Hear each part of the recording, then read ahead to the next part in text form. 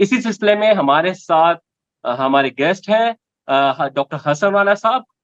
Doctor صاحب welcome to the show. Thank you. And آج ہم ان سے بات کریں گے کہ وقف جو بل آیا ہے یہ ایکچولی میں کیا ہے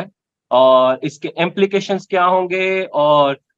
یہ آخر اس کو کرنے کا مقصد کیا ہے, مقاصد کیا ہے بی جے پی کے, بی جے پی یہ کیوں کرنا چاہ رہی ہے. تو ڈاکٹر صاحب مجھے یہ بتائیے گا 41 بلین ایکڑ لینڈ کے اوپر قبضہ کرنا, وہ بھی کانسٹیٹیوشنلی, بی جے پی کیا کرنا چاہ رہی ہے؟ Thank you Ahmed. اصل میں اس کو ہمیں وقف بورڈ یہ جو امینڈمنٹ بل ہے اس پہ جانے سے پہلے میں سمجھتا ہوں کہ تھوڑا سا ہمیں اس کا بیک گراؤنڈ معلوم ہونا چاہیے. آپ یہ دیکھیں کہ جب سے مودی گورنمنٹ آئی ہے اور جب سے لے کر اب تک جو اسٹیٹ اسپانسرڈ ٹیررزم کہہ لیں یا بلکہ پرسیکیوشن کہہ لیں, اس میں اضافہ روز بروز ہوتا چلا جا رہا ہے اور حکومتی سطح کے اوپر ایسے قوانین متعارف کروائے جا رہے ہیں اور ایسی لیجسلیشنز کی جا رہی ہیں کہ جن کی وجہ سے انڈیا میں موجود جو خاص طور پہ جو مذہبی اقلیتیں ہیں اور پھر خاص طور پہ ایک بڑی کروڑوں کی تعداد میں جو مسلمان ہیں, ان کا جو حقوق ہے ان کو مسلسل پامال کیا جا رہا ہے. اور یہ سارا کچھ جو ہو رہا ہے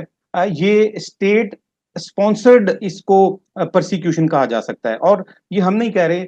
یہ آپ اگر انٹرنیشنل رپورٹس کا جائزہ لیں, USCIRF کی رپورٹ اگر آپ اس کو پڑھیں تو اس میں بھی یہی لکھا گیا ہے کہ جو انڈیا ہے ادھر مذہبی اقلیتیں بالکل بھی آزاد نہیں ہیں. خاص طور پر جو مسلمان ہیں ان کی عبادت گاہیں بھی محفوظ نہیں ہیں, مسلمان بھی محفوظ نہیں ہیں, اور مسلمانوں کو جبری طور پر ان کا مذہب تبدیل کروایا جا رہا ہے, ان کو مسلمان سے ہندو بنایا جا رہا ہے.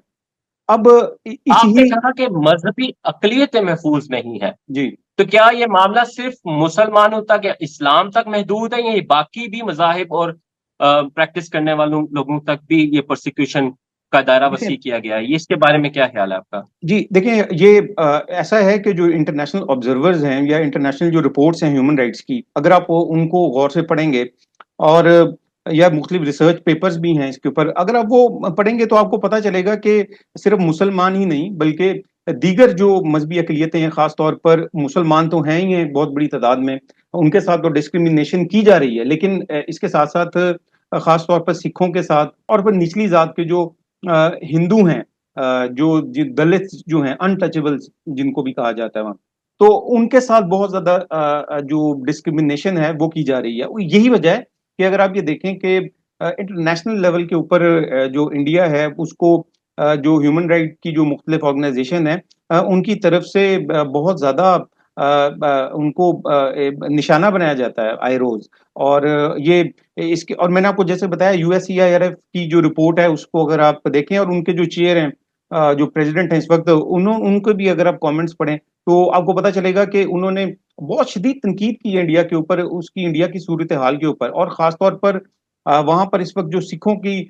کے ساتھ پرسیکیوشن کی جا رہی ہے, ظلم اور زیادتی کیا جا رہا ہے. تو یہی ہم آگے آتے ہیں تو اسی کا ہی تسلسل ہے, اور یہ جب سے مودی گورنمنٹ آئی ہے یہ اس وقت سے اس کا اضافہ ہوا ہے. اور اس ہی چیز کا یہ جو ظلم ہے, یہ جو زبردستی ہے, یہ جو ڈسکریمنیشن ہے, پرسیکیوشن ہے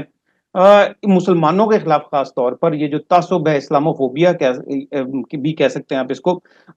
اس کی جو بڑھتا ہوا رجحان ہے, اس کا تسلسل مزید جو ہے یہ وقف امینڈمنٹ بل کی صورت میں سامنے آیا ہے. آپ دیکھیں کہ یہ انڈیا اور پاکستان کی تقسیم سے پہلے, یعنی یہ انگریز دور میں بھی مسلمانوں کا وقف بورڈ جو تھا وہ موجود تھا, اور یہ وقف املاک وہ املاک ہیں جو کہ مسلمانوں نے مسلمانوں کی فلاح و بہبود کے لیے وقف کر دی, اور اس کے اوپر ایک اتھارٹی بنا دی گئی, ایک بورڈ بنا دیا گیا, اور اس بورڈ کے اندر ایک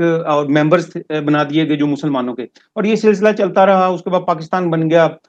انڈیا علیحدہ سے, اور انڈیا کے اندر ہم نے دیکھا کہ 1954 میں اس کو مزید آرگنائز کیا گیا, اور پھر 1995 میں یا 5 میں غالباً اس میں دوبارہ سے امینڈمنٹ کی گئی, آلدو اس وقت بھی کافی تنقید کا نشانہ بنایا جاتا رہا انڈین گورنمنٹ کو. لیکن اب یہ جو امینڈمنٹ کی جا رہی ہے اس کے اندر تقریباً 44 ایسے نکات ہیں جو کہ نئے ڈالے گئے ہیں اس کے اندر, امینڈمنٹ کے بل کے اندر. اور اس میں خاص طور پر میں آپ کو یہ بتاؤں کہ آپ دیکھیں کہ اس کے اندر جو ایک جو شک ڈالی گئی ہے اس میں سے یہ بھی ہے کہ اس میں جو مسلمانوں کا جو وقف بورڈ ہے اس کے اندر غیر مسلم بھی شامل ہوں گے. تو اب آپ یہ دیکھیں کہ یہ کس طرح کی صورتحال ہے. اور پھر اس کے ساتھ ساتھ اس کو اصل میں دیکھا جائے تو اس کو گورنمنٹ انڈیا جو گورنمنٹ ہے اب جو مسلمانوں کا جو وقف بورڈ ہے جیسے آپ نے بھی کہا کہ وہ تھرڈ لارجسٹ لینڈ بینک ہے اور اربوں ڈالرز کی جو ہے وہ یہ پراپرٹی ہے. اب کیا کرنا چاہتی ہے بی جے پی گورنمنٹ اصل میں کہ اس وقت کئی 100 کیسز جو ہیں وہ بابری مسجد کی طرح کی مساجد کے چل رہے ہیں. ٹھیک ہے. اور ایگزیکٹلی. اور اب کیا ہوگا کہ وہ جو مساجد ہیں ان میں سے زیادہ تر ایسی ہیں جو کہ وقف بورڈ کے انڈر آتی ہیں تو ان کے لیے بڑا آسان ہو جائے گا جن کے کیسز چل رہے ہیں مساجد کے اور ہندو وہاں پہ کہہ رہے ہیں کہ ان کی جگہ پہ مندر تعمیر کر دیا جائے تو کتنا آسان ہو جائے گا. تو اگر ہم صرف اتنی سی یہ بات کو لے لیں تو کروڑوں اربوں روپے کی جو پراپرٹی ہے وہ جو مودی کی جو فیشسٹ گورنمنٹ ہے وہ ہتھیا لے گی اور مسلمانوں کے پاس رہی سہی جو چیز رہ گئی ہے وہاں پر جو وقف بورڈ کی صورت کے اندر ہے وہ بھی سارے ختم ہو جائے گا اور مسلمانوں کے ہاتھ سے چلا جائے گا. تو اس سے ایک تیر سے کئی شکار مودی گورنمنٹ کرنا چاہ رہی ہے کہ وہ کیا کرنا چاہ رہی ہے کہ وہ مسلمانوں کی جو وقف املاک ہیں ان کے اوپر بھی قبضہ کرنا چاہ رہی ہے اور دیگر جو مساجد اور دیگر مسلمانوں کی جو مقدس مقامات ہیں جن کے کیسز چل رہے ہیں جن کے بارے میں ہندو جو متشدد جو تنظیمیں ان کا خیال یہ کہ یہاں پر مندر تعمیر کیے جائیں گے گرا کے تو ان کے لیے وہ تعمیر کرنا بھی بہت آسان ہو جائے گا. تو یہ جو سلسلہ ہے یہ روز بروز بڑھتا چلا جا رہا ہے.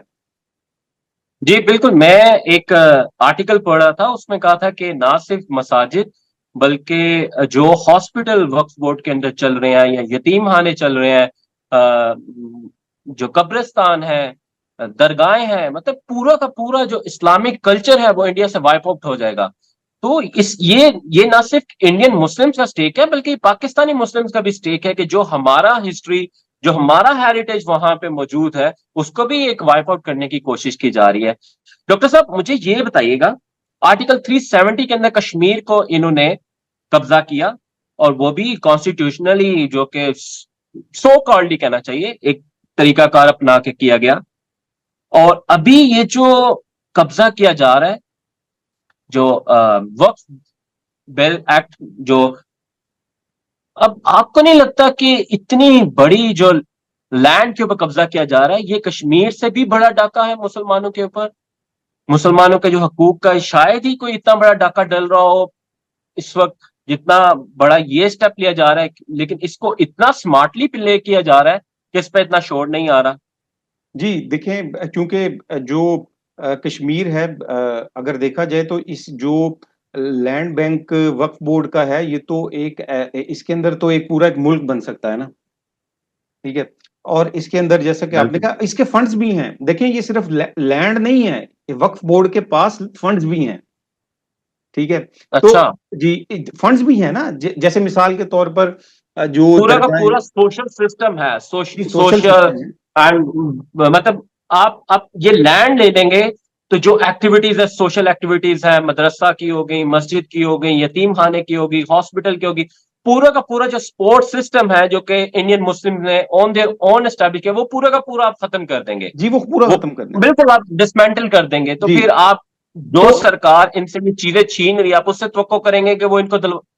وہ رائٹس دے گی یا وہ فیسلٹیز پرووائڈ یہ کرے گی. جی اس لیے تو ہم کہتے ہیں نا کہ یہ جو انڈیا کے جو مسلمان ہیں یہ ان کو سوچنا اور سمجھنا چاہیے. ان کے لیے لمحہ فکری ہے اور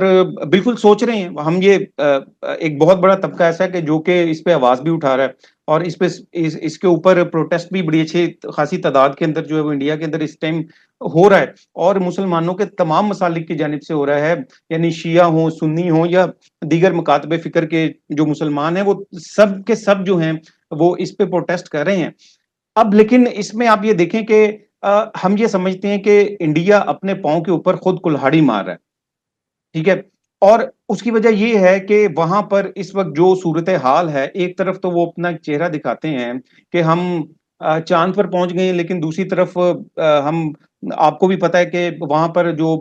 واش روم کی بنیادی سہولت ہے وہ کروڑوں لوگوں تک وہی وہ میسر ہی نہیں ہے ابھی تک. اور وہاں پر بلکہ ہم اگر جانے کا اتفاق کبھی آپ کو ہوا ہو یا آپ جائیں تو آپ دیکھیں گے صبح صبح لائنوں میں لوگ سڑک فٹ پاتھوں کے اوپر بیٹھے ہوتے ہیں تو ٹھیک ہے غربت بہت زیادہ ہے, ہمیں بھی پتا ہے, علم ہے کہ آبادی بہت زیادہ ہے, غربت کے مسائل پاکستان سے کہیں زیادہ ہیں انڈیا کے اندر, آل دو کہ وہ برانڈنگ اپنی اچھی کر لیتے ہیں اور برانڈنگ کر کے دکھا دیتے ہیں اوپر اوپر سے کہ ہم بہت آگے جا رہے ہیں اور ہمارا مقابلہ تو جی پاکستان سے نہیں, ہمارا تو مقابلہ انٹرنیشنل قوتوں کے ساتھ ہے, تو کہنے سے تو نہیں ہو جاتا نا. ٹھیک ہے, تو ہم اس وقت اصل صورتحال یہ ہے کہ آپ نارتھ ایسٹ کی طرف اگر دیکھ لیں, آپ سیون سسٹرز کا آپ نے ذکر کیا شروع میں,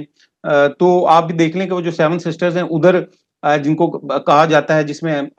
آسام وغیرہ بھی ہیں اور دیگر اور بھی ریاستیں اس میں آتی ہیں, تو اس میں آپ یہ دیکھ لیں کہ ادھر کیا حال ہے, ناگالینڈ ہے یا منی پور ہے. اس وقت منی پور کے یہ حالات ہیں کہ وہاں پر جو کوکیز ہیں اور جو ناگالینڈ والے ہیں وہ آپس میں بھی لڑ رہے ہیں, اور اس کے علاوہ وہ انڈین گورنمنٹ کے ساتھ بھی لڑ رہے ہیں, اور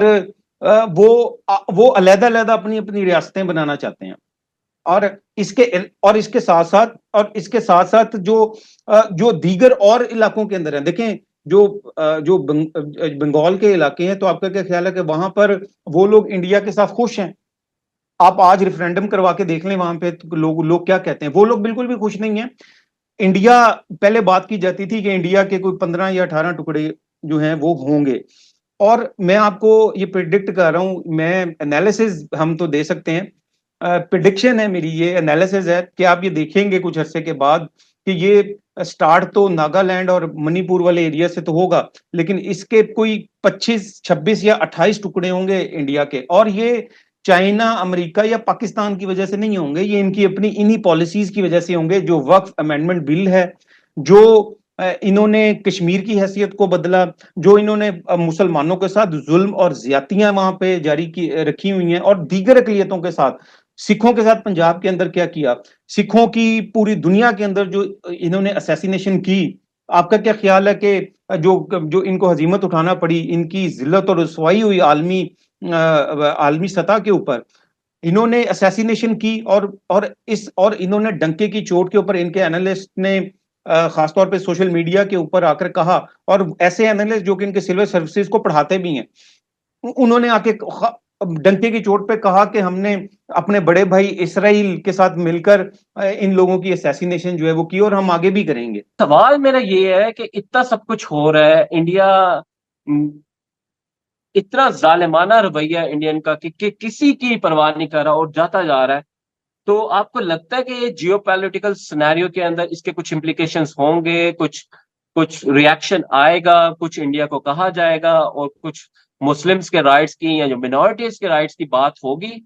یا ویسے چلے گا جیسے ہو رہا ہے؟ دیکھیں بات یہ ہے کہ جو مائنورٹی کے رائٹس کی بات ہے نا, وہ تو ہو رہی ہے, اور اس کا پریشر ان کے اوپر بہت زیادہ ہے پہلے سے. اور میں نے آپ کو ایک پروگرام میں شروع میں بھی میں نے کہا کہ انٹرنیشنل پریشر ان کے اوپر بہت زیادہ ہے, اور اس وقت بہت جو انٹرنیشنل جو این جی اوز ہیں, ادارے ہیں انسانی حقوق کے, وہ بہت زیادہ کنسرن ہے اس بارے میں, اور خاص طور پر وہاں پر جو مسلمانوں کی حالت ہے, حالت زار ہے بلکہ,